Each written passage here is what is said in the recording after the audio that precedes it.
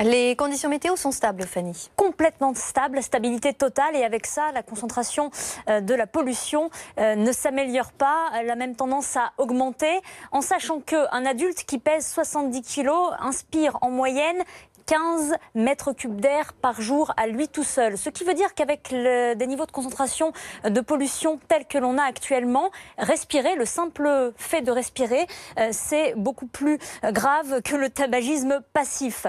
Alors, qu'est-ce que ça veut dire ? C'est PM, ça veut dire en anglais particulate matter, et ces particules sont exprimées en micromètres et leur diamètre nous indique la façon dont elles sont absorbées par l'organisme. Plus elles sont petites, plus elles vont loin, jusque dans les alvéoles pulmonaires et parfois même jusque dans le sang, avec à la clé des conséquences dramatiques. C'est l'OMS qui le dit. Dans le monde, 1,3 million de personnes meurent chaque année avec des causes imputables directement à la pollution de l'air. Et en France, c'est plus de 40 000 personnes. À ce constat affligeant, révoltant, nous avons en plus des conditions météo défavorables qui plaquent ces particules au sol.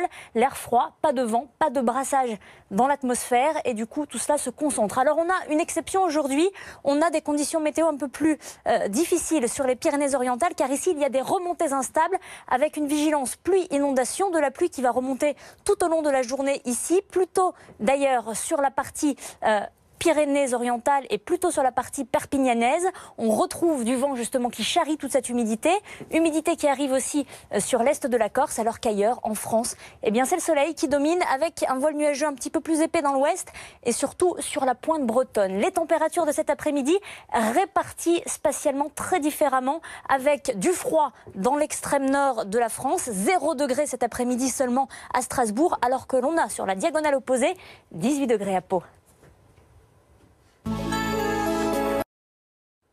Il n'y a pas beaucoup de mouvement en ce moment dans l'atmosphère et la pollution stagne et même a tendance à se concentrer encore davantage. Cet épisode de pollution prendra fin une fois que les conditions anticycloniques se seront démantelées. Cette situation de blocage va durer encore quelques jours. On regarde justement cette situation qui n'est pas exactement la même pour tout le monde. On a quand même quelques remontées instables sur le sud de la France et plus particulièrement sur les Pyrénées-Orientales, avec de la pluie sur l'axe de Perpignan du côté d'Argelès-sur-Mer, des pluies assez intenses mais qui vont s'estomper. Regardez demain, un petit peu de nuages sur cette partie, quelques gouttes encore sur l'est de la Corse, un petit peu aussi sur les Alpes-Maritimes, plus nuageux.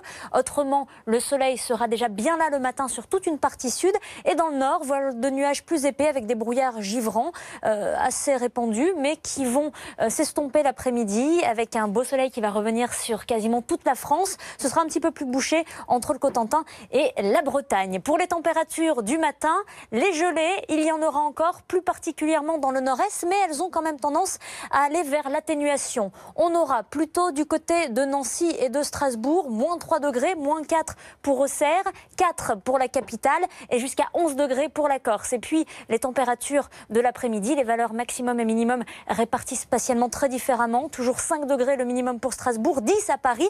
On retrouve quand même des valeurs au-dessus de 10 degrés pour l'Île-de-France, 18 pour Pau et 19 degrés pour la Corse. La suite, c'est donc une stabilité totale pour mercredi. Vous voyez encore beaucoup de soleil. Idem pour jeudi, un petit peu d'humidité près de la Manche. Les cartes varient peu.